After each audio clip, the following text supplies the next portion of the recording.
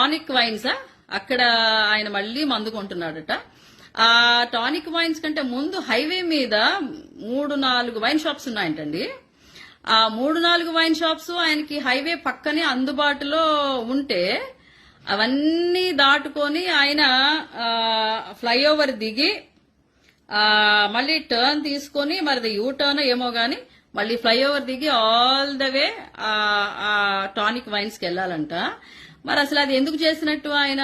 ఎందుకంటే హైవే మీద వెళ్లిపోతున్న సందర్భంలో బోల్డ్ వైన్ షాప్స్ ఉంటే వాటి దగ్గర ఆగకుండా దీనికోసమని మరి సర్వీస్ రోడ్ లో నుంచి వెళ్లటం ఏదో జూట్ మిల్లి దగ్గర ఆయన మళ్ళీ ఎంత దూరంలోనో ఉంటుందంట అది. అంత మళ్ళీ టర్న్ తీసుకొని ఫ్లైఓవర్ దిగి హైవే మీద నుంచి ఫ్లైఓవర్ మీద నుంచి దిగి అక్కడి నుంచి యూటర్న్ తీసుకుని అక్కడికి వెళ్లాలంట. మరి ఎందుకని ఆ వైన్ షాప్ కి వెళ్ళినట్టు?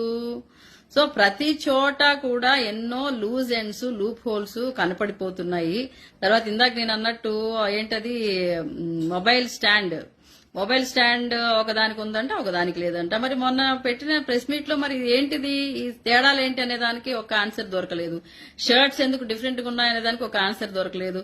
ఆయన తాగడం ఎక్కడ జరిగింది అసలు అనేది ఒక ఆన్సర్ దొరకలేదు. తర్వాత అసలు ఏంటది పోస్ట్ మార్టం కోసం బాడీని హ్యాండ్ ఓవర్ చేసుకున్నప్పుడు ఎవరు పోలీస్ ఆఫీసరే చెప్పారు నాకు ఇది. అంత రోజంతా తాగుతానే మళ్ళీ మనుషులు కూడా తాగకుండా తాగుతానే ఉన్న మనిషి అసలు బయట డెడ్ బాడీయే గప్పుమని వాసన వచ్చేస్తుందట. మరి ఆ టైంలో ఈయన తాగేస్తున్నాడండి ఫుల్ గా. సరే ఇన్వెస్టిగేషన్ జరుగుతుంది కానీ తాగి చచ్చిపోయాడు అనేది తాగి ఉన్నాడు అన్నమాట అక్కడ ఉన్న ఆఫీసర్స్ లో ఎవ్వరూ చెప్పలేదట.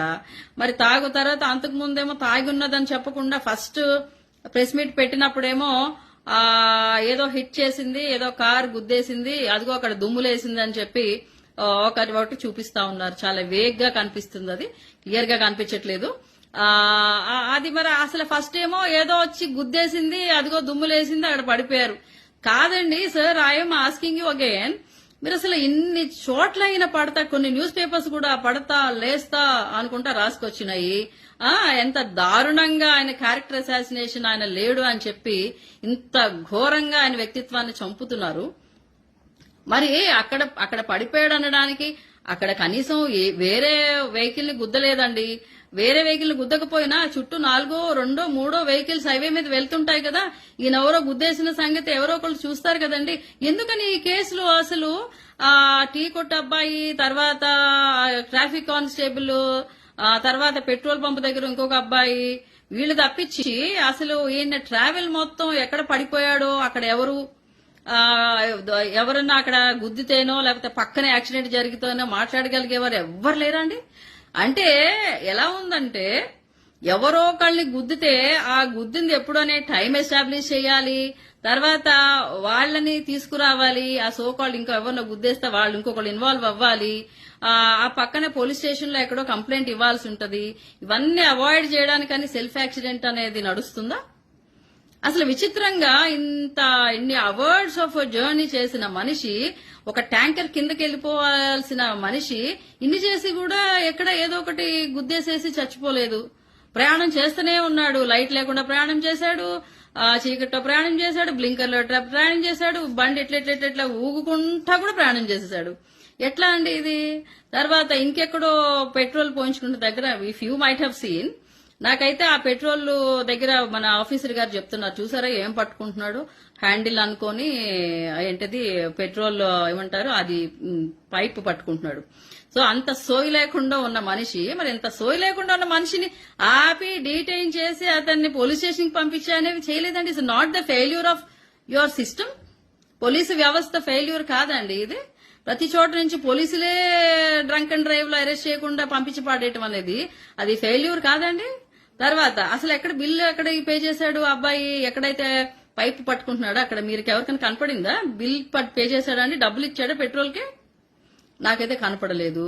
అక్కడ కూడా ఎక్కడైతే సీసీ కెమెరాలు ఉన్నాయో అక్కడికే వచ్చి బండి భయంకరంగా ఊపుతా, అంటే చమ్మ ఎక్స్పర్ట్ అండి, చాలా ఎక్స్పర్ట్ డ్రైవర్ అండి. ఎవరో చాలా అంటే ఎంత తాగిన యాక్షన్ చేసి కూడా ఎక్కడా పడిపోకుండా రాజమండ్రి వరకు కొవ్వూరు దాటేసేసి ఇంకా just 5 minutes 10 minutes destination reach అవుతారనగా అంత వరకు ప్రయాణం చేసి అక్కడ చచ్చిపోయాడు అనమాట. సో ఇంత వరకు ఇంకా చాలా మంది యంగ్ బాయ్స్ అడుగుతున్నారు.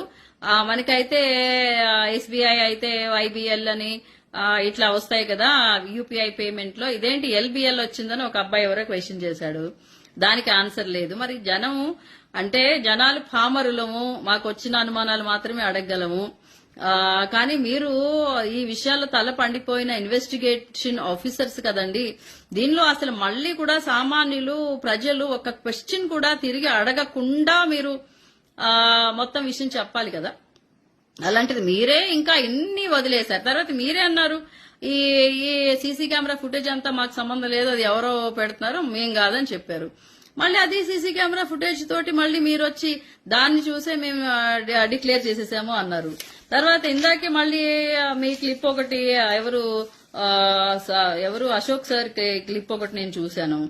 దానిలో ఆయన అంటారు, నాకు ఏంటి చెప్పారు, కొంతమంది చెప్పారు, ఎవరు వాళ్ళు ఏమంటారు, కొంతమంది వ్యక్తులు వాళ్ళు చూసిన వాళ్ళు చెప్పారు, ఆ చెప్పిన వాళ్ళతోటే మేము ఇది ఫైనలైజ్ చేశాము అని అంటున్నారు. మీరు ఎవరండి వాళ్ళు?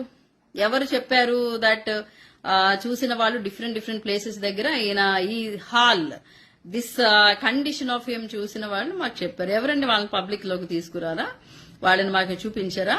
తర్వాత ఆయన పచ్చి తాగుబోతు అనేది ఎస్టాబ్లిష్ చేయడానికి మేబీ ఆయనతోటి కలిసి బాగా తిరిగే పోలీస్ పాస్టర్స్ గాని, ఇంట్లో వాళ్ళు గాని, లేకపోతే నేను ఒక ఆయన కొత్తగా చూస్తున్నానండి అనిల్ అని చెప్పి ఛానల్ డిస్కషన్స్ లో నిన్న అది కూర్చున్నారు. ఆయన ఫ్రెండ్ ని నేను చెప్పుకుంటూ ప్రవీణ్ గారి క్యారెక్టర్ అసాసినేషన్ చేయడానికి ఆయనే పక్కనున్నట్టుగా పక్కనుండి చచ్చిపోతుంటే చూసినట్టుగా మాట్లాడుతున్నారు. Shameless fellow somebody. అలాంటి వాళ్ళని నిజమైన ఫ్రెండ్స్ ఆయన ఇన్ని మీటింగ్స్ లో చాలా సార్లు చూసాం, కానీ అనిల్ అన్నతో నేను ఎక్కడ చూడలేదు.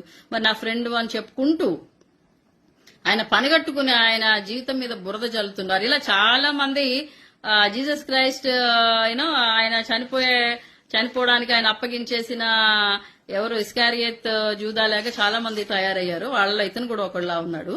మరి ఎలాగా మీరు ఇతను హ్యాబిచువల్ డ్రింకరా, తాగుతాడా, నిరంతరం తాగుతాడా? ఇంత వాక్యం చెప్పి, ఇంత నైతికత బోధించి, ఇంత క్లీన్ హిస్టరీని పెట్టుకుని కూడా తాగుతాడనంటే అది ఎలా ఎస్టాబ్లిష్ చేశారు? వాళ్ళ వైఫ్ చెప్పారా, వాళ్ళ ఇంట్లో వాళ్ళు చెప్పారా, ఇంట్లో వాతావరణంలో ఏమన్నా ఆయన చిన్న బార్ ఏమైనా పెట్టుకున్నారంటే the kind of habits you are showing that he has ఆ రోజంతా తాగే వ్యక్తిలాగా ఆయన చూపిస్తున్నారు కదా. మరి ఇంట్లో ఒక మినీ బారో పెద్ద బారో ఉండాలి. అలాంటివి ఏమన్నా చూసారా సార్?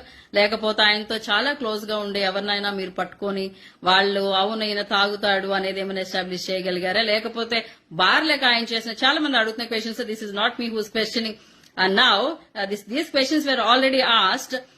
ఆయన యూపీఐ పేమెంట్స్ లో ఎవరెవరికి ఎన్ని సార్లు బార్లకి ఆయన పే చేసి ఉంటాడు అనేది